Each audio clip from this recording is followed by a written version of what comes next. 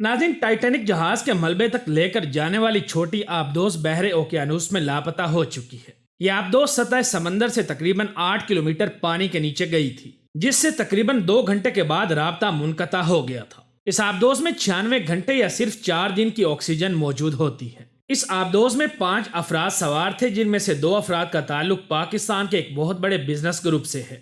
شہزادہ داؤد اور ان کا بیٹا سلمان داؤد اسی آبدوز میں موجود تھے۔ شہزادہ داؤد معروف کاروباری فیملی داؤد گروپ اور پاکستان کی سب سے بڑی کمپنی اینگرو کے مالک ہیں۔ یہ گروپ کے بانی سیٹھ احمد داؤد کے پوتے ہیں۔ یہ خاندان جنرل ایوب دور کے پاکستان کے 22 امیر ترین خاندانوں میں شامل تھا۔ شہزادہ داؤد پاکستان کے سب سے بڑے ادارے اینگرو کارپوریشن کے وائس چیئرمین بھی ہیں۔ یہ کیلیفورنیا میں قائم ایک تحقیقاتی ادارے سٹی کے بھی ٹرسٹی ہیں۔ یہ ادارہ خلائی مخلوق کی تلاش کا کام کرتا ہے، جبکہ آبدوز میں موجود باقی 3 لوگ بھی انتہائی مشہور اور کھرب پتی لوگ تھے۔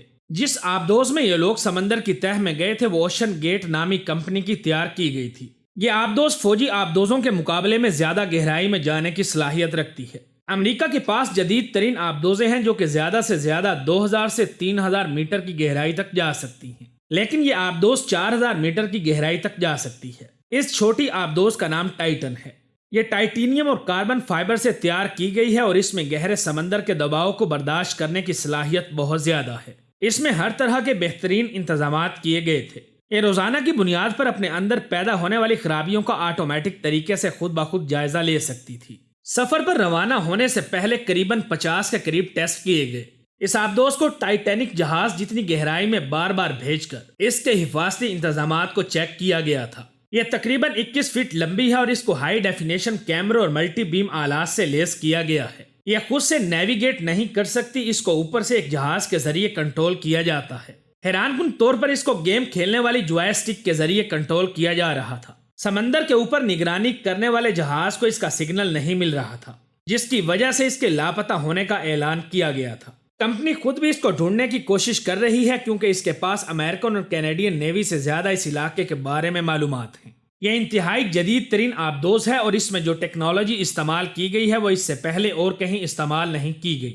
2019 میں اس کو تیار کر لیا گیا تھا، لیکن کسی ریگولیٹری ادارے کی جانب سے اس کی منظوری نہیں ہو سکی تھی کہ یہ سمندر کی تہہ میں جا سکے۔ یہ پہلی مرتبہ 2021 میں سطح سمندر سے سمندر کی تہہ میں گئی تھی اور اس وقت مسافروں سے فی کس 1 لاکھ سے $1.5 लाख وصول کیے گئے تھے۔ مجموعی طور پر اس آبدوز کا یہ ٹائٹینک کے ملبے کو دیکھنے کا 3را وزٹ ہے اور اس وقت اس کی ٹکٹ $2.5 लाख فی کس بنتی ہے۔ یعنی یہ دونوں پاکستانی جن کا تعلق اینگرو کمپنی سے ہے $5 लाख دے کر اس موت کے منہ میں گئے۔ ناظرین، میں آپ کو ٹائٹینک جہاز کے بارے میں بتاتا چلوں کہ ٹائٹینک ایک انتہائی لگژری اور مسافر بردار بحری جہاز تھا۔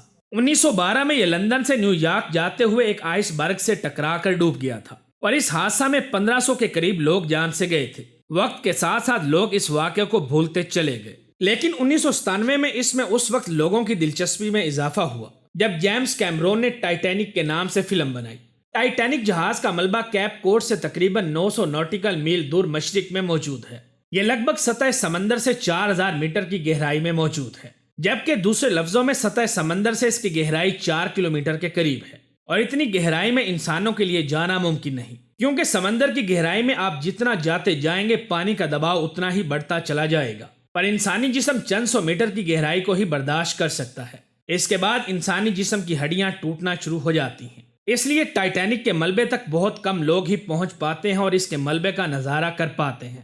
ناظرین، اب تمام تر کوششوں کے باوجود اس سب میرین کا کوئی پتہ نہیں لگایا جا سکا۔ ماہرین کی جانب سے اسے انتہائی تشویشناک قرار دیا جا رہا ہے۔ عام طور پر ہر ایک آبدوز کو ہر چند منٹس کے بعد سگنل بھیجنا چاہیے، لیکن اس کا سگنل نہیں آ رہا اور آخر کار اس کے سگنل نہ آنے کی وجہ کیا ہے؟